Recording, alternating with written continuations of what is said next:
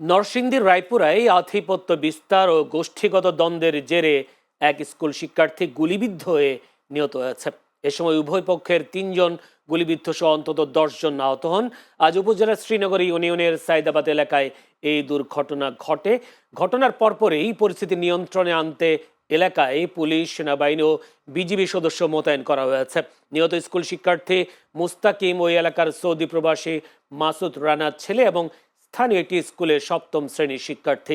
স্থানীয়রা জানিয়েছেন, উপজেলার চরাঞ্চল সায়দাবাদ এলাকায় দীর্ঘদিন ধরে দুটি পক্ষের মধ্যে আধিপত্য বিস্তারকে কেন্দ্র করে গোষ্ঠীগত দ্বন্দ্ব চলে আসছিল।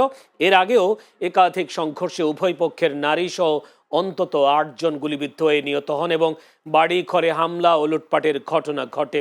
এলাকায় এক পক্ষের নেতৃত্বে রয়েছেন হানিফ মাস্টার এবং অপর পক্ষের নেতৃত্বে রয়েছেন এরশাদ মিয়া।